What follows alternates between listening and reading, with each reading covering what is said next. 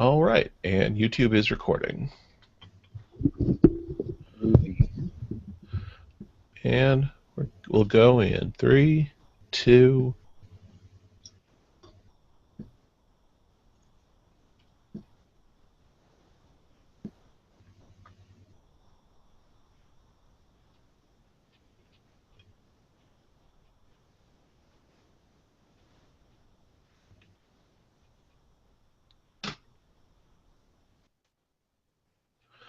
Tech Twice Weekly, episode number 8.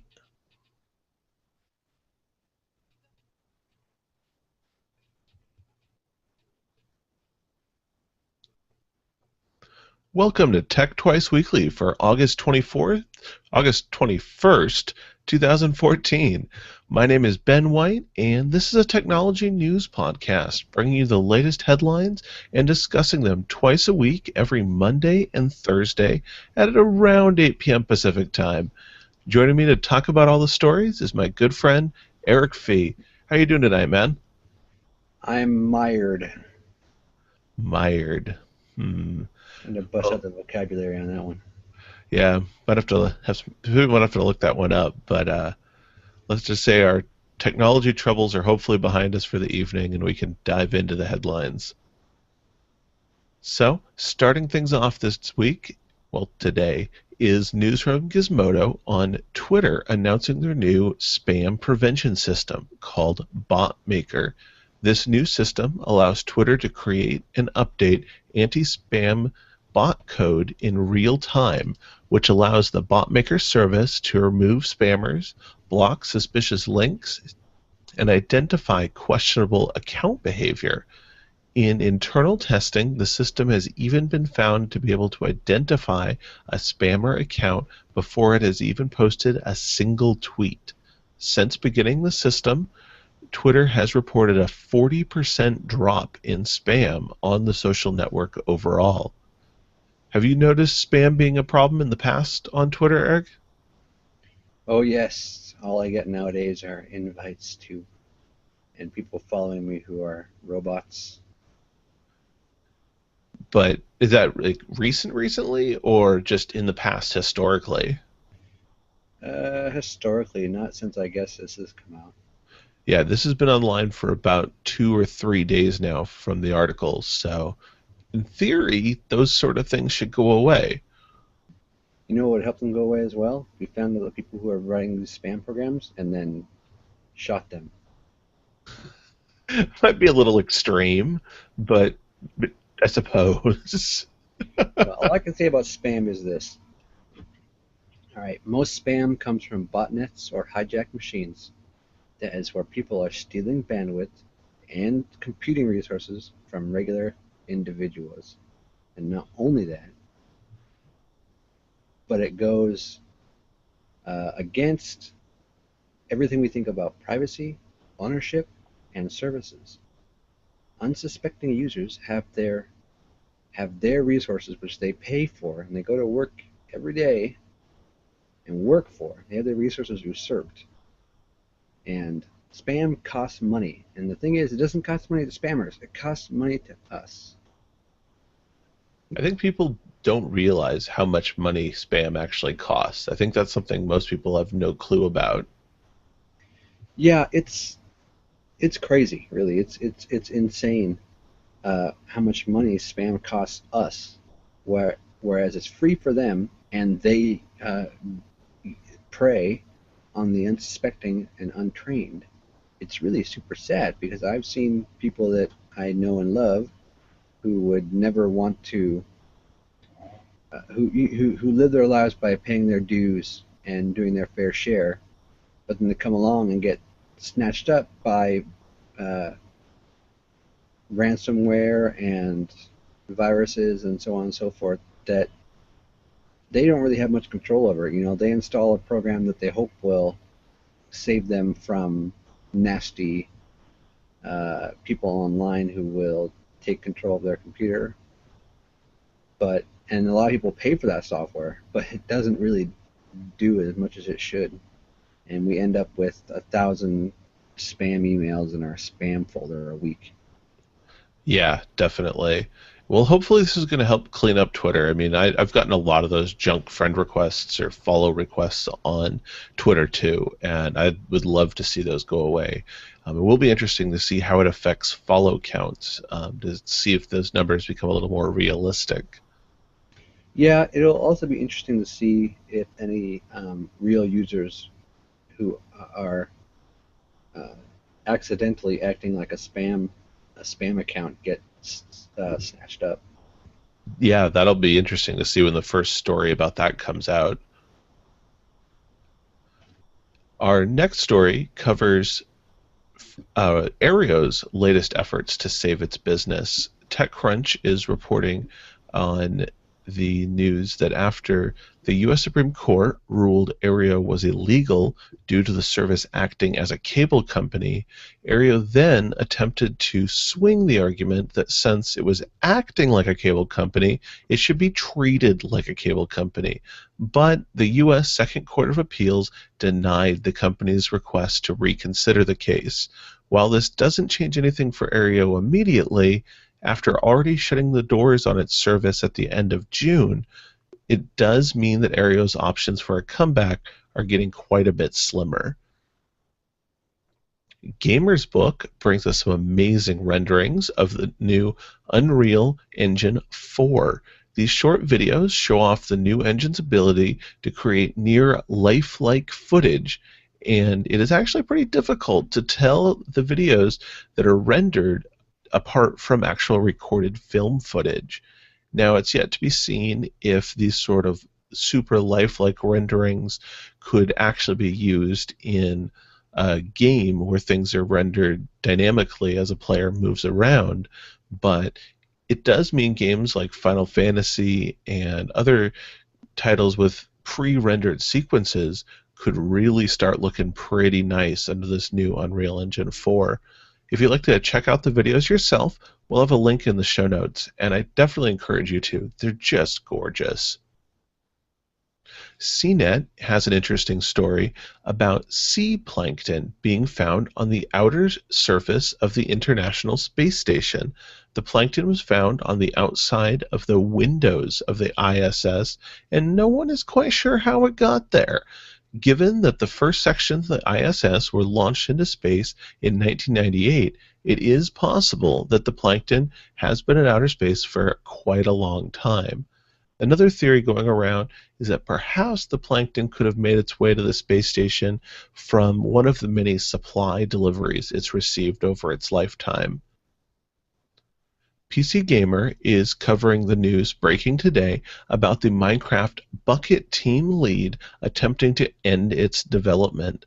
This story broke earlier this morning with a forum post made by Bucket's lead developer, Warren Evil Steph Liu, saying goodbye to the community and citing Mojang's recent enforcement of their terms of service as his reason for ending the project's development. For those unfamiliar with Minecraft, Bucket is an independent project providing the ability to use community-developed plugins and other features with the official Minecraft server software. Following that announcement, Jens Bergeston of Minecraft, better known as Jeb to the community, responded via Twitter post to clarify and remind Warren Liu that Minecraft had purchased Bucket over 2 years ago, going so far as to tweet that they had actually looked up the receipt for the purchase at Mojang. And to that end, it wasn't Warren Liu's project to end any longer. Jeb also tweeted that if Warren was going to end development of the project, that Jeb himself would take up development of Bucket to get it updated to the much anticipated upcoming 1.8 Minecraft release.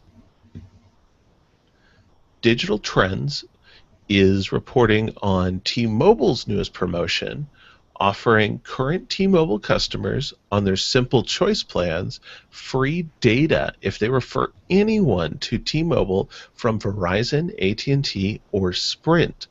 As another bonus, T-Mobile is also giving the people joining T-Mobile from a referral 1 free year of unlimited LTE data usage. This comes following T-Mobile's CEO John Legere previously declaring that T-Mobile would surpass Sprint in both prepaid and postpaid customers. And if they're willing to offer deals like this, that doesn't seem entirely unlikely. I know you're a T-Mobile subscriber, Eric. Is this something you think you could take advantage of? Have any friends you could refer over to the network? Richard just switched to T-Mobile, and he didn't tell me, so I had no chance to refer him. Ah, so there goes that opportunity. But uh, I always like referral incentive programs, because usually the referral for friends and family doesn't really matter. They've already made their choice to go with T-Mobile, so it's kind of like just our lucky day that we get to refer them and get something out of it. Very true, definitely, yeah. Referrals are also a really nice way for companies to show their appreciation for basically the advertising you're already giving them by, when you sit down with some friends or folks or coworkers and like, oh yeah, what provider do you use? How do you like them? And you'll say, well, I use T-Mobile. They're pretty good, blah, blah, blah. And then all of a sudden, they'll be like, well, I'm thinking about switching to T-Mobile. If you say it's good and the coverage is good, and you're like, oh, really? Well, I have this referral program I got to talk to you about. Well, and I like too that a lot of referral programs only benefit the person making the referral, but this actually gives someone to the person joining too. I think that's a nice plus. Yeah, totally. So, I mean, I'm fairly happy with T-Mobile service. I don't seem to get better or worse coverage, just a little bit different compared to previously Verizon. Verizon's got pretty comprehensive coverage, but the reason I switched away from Verizon was because it was prohibitively expensive. T-Mobile is it's definitely not the cheapest, but at the same time, it's more reasonable. Definitely, yeah. If I wasn't with Ting, I would be with T-Mobile. In fact, I was using their $30 5 gig data plan previously before switching to Ting, and I've actually saved myself a little bit of money switching to Ting, but uh, there's definitely T-Mobile's on my list of favorite carriers at the moment. So one common complaint about the Android community is the level of fragmentation it has to deal with. The Next Web brings us OpenSignal's newest report indicating the problem might be worse than originally thought. Their 2014 report found that there are 18,796 distinct different Android devices out there. Out of all of these devices, with all the various versions of Android out there, Samsung is dominating 43% of the device usage, and Sony is bringing up the rear with 4% of all devices. Additionally, there are only 20.9% of devices running the newest version of Android KitKat version 4.4. Most Android users are actually still running the previous version 4.0 Ice Cream Sandwich, and there are still a little over 14% of users using the older Gingerbread and Froyo Android operating systems.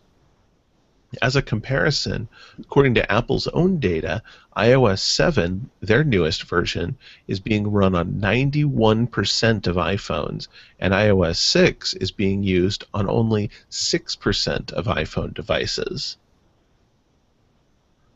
Wrapping up our headlines today, Mashable is covering an interesting story about Airbnb offering guests the opportunity to spend the night at an IKEA store for one night only in Sydney, Australia.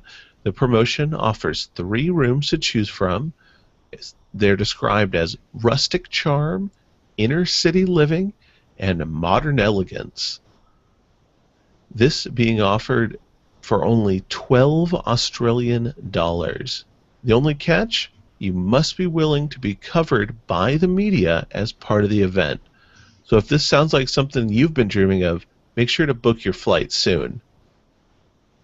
And those are our headlines. So I know things got started a little late this week. I definitely apologize to anybody actually checking us out live. But Eric, I know I've got some stories on in our show notes here for tech toys and our discussion. Were there any of them you wanted to cover? We got through our headlines a little quicker than I expected. I like to point back at the Android fragmentation. Ah, yeah, yeah. What do you think about that? Well, personally, I think that earlier on, um, we were really afraid of the Android fragmentation causing a lot of problems. And since it's kind of been going on and actually getting worse, but we're not really seeing as many problems as many users thought there would be. Um, a lot of applications will run on devices regardless. A lot of applications are very smart, and features that are available will work, and features that aren't available will silently not work on different versions. And it looks like a lot of people who are using recent phones have a recent enough version to kind of get the important application compatibility. And lastly, with Google releasing most of their applications, like the keyboard and whatnot, on the Google Play Store, it allows you to update certain parts of your phone that typically would be associated with operating system version, when at this point it's not. They're updated. Most of the Google apps are updated independently. And lastly, there are a lot of Android devices that are being manufactured and sold as very, very inexpensive devices, such as the $70 tablets and whatnot, as well as the Android devices that are not phones or tablets, such as the like smart TV plugins and all that kind of stuff. I have one, which is kind of neat, but those don't get the same kind of updates and coverage like a recent phone or tablet would.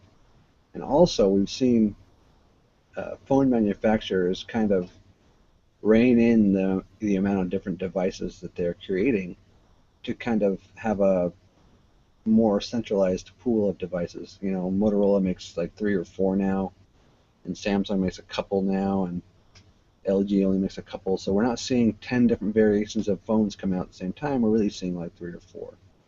Um, I think that the idea that Android fragmentation is a problem really is more of like a myth, or a point to say, well, iOS is so great because there's only one real version. It's like, yeah, but there's only one phone, so, and there's only one tablet. So, I mean, you're basically seeing the fragmentation as a strength rather than a problem. Well, I don't necessarily see it as a strength. I think that it'd be great if hardware manufacturers were more up on their game. I just see it as a non-issue, more like people who really need the newer features and are having more hardware and memory-hungry apps will probably be upgrading their phone, whereas people who have older phones are kind of scraping along and saying, well, it works, and it does. The phone and text functions won't stop working because your OS is old. And old versions of apps still should be working, like Gmail and whatnot. Um, I really think it's a non-issue, and people keep bringing it up. I just think that it doesn't really matter that much.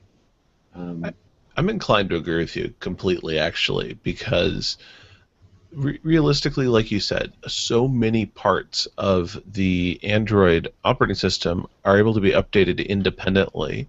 Everything from the Gmail application to Google Drive, the keyboard, all those are independent apps. They're not hard coded into the OS. And so, because of that, it makes it really easy for Google to push updates to those specific applications, and the Google Play Store does a great job of just silently filtering the applications to be only what's compatible with your device. I've never once run into an issue where I downloaded something that wouldn't work on my phone. It just quietly in the background automatically screens for what your device is capable of.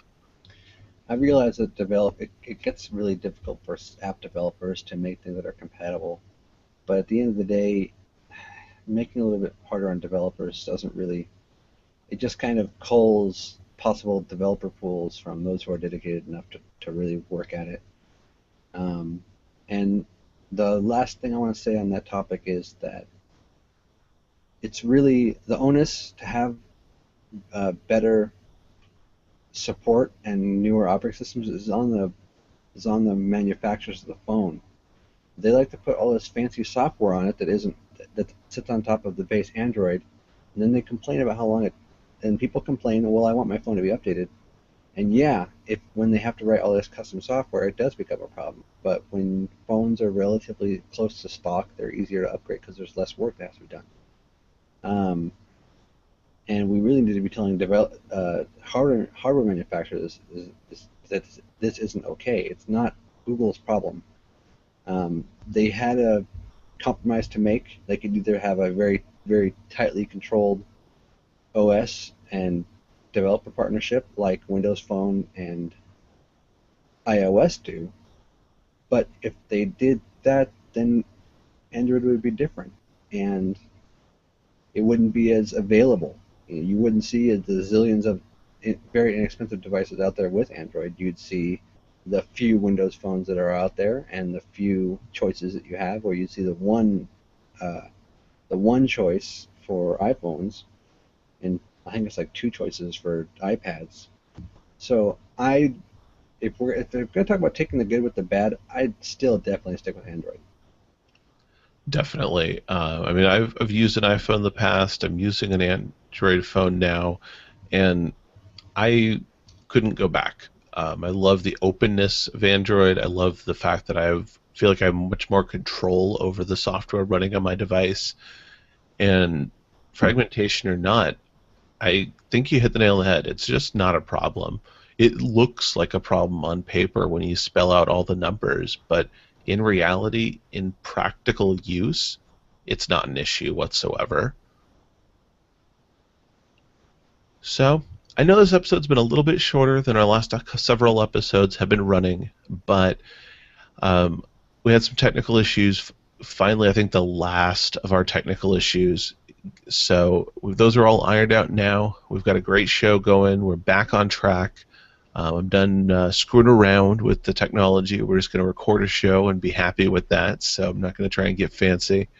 But that being said, is there anything you want to share with the listeners before we call it a night on tonight's show, Eric? Well, not much has been going around on my side of the world. My younger brother picked up a truck from a family friend, a 1966 GMC half-ton. Very interesting truck. It needs a lot of work, and we don't know if we're going to be able to accommodate. But it's a very interesting machine, that's for sure. It's got a 5 point something liter V6, huge, just a monstrous vehicle. Huh, is he bringing that down to your place? The family friend lives in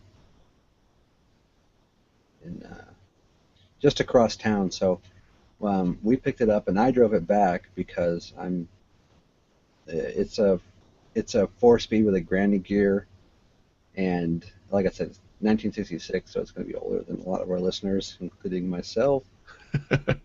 And so it's kind of a tough truck to drive around. It requires a lot of finesse and experience. But we got it back to the old homestead pretty safely, so it's kind of sitting outside now. Next time you come by, you might see it. Nice. Yeah, I'll have to check it out. And I always look forward to hearing from you when you're working on different cars because everything I know about a car, I have probably learned through you. So, Yeah, got some more work to do on the Jeep before she's pretty much ready to rock. I did a valve cover gasket and distributor cap the other day. Still having problems at idle. They're not really horrible, but I think it's a I have a dirty fuel injector, so I need to get them cleaned.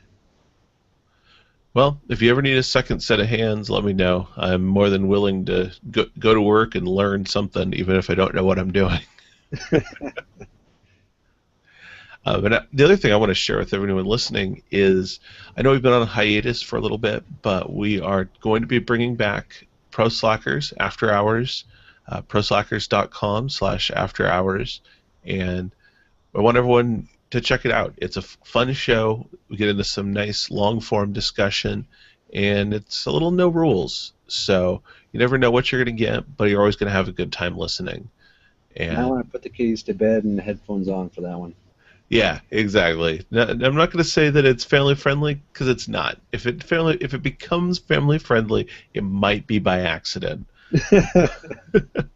But it's a good time and it's not out of control. It is It kind of some is out of genuine control. discussion, but it's after hours. We have a beer, having a drink, relaxing, chatting about whatever comes to mind, and I hope you check it out. It's a lot of fun. It's something we really enjoy doing, and despite the fact it's been a few weeks since we got an episode out, we're really looking forward to getting one out soon.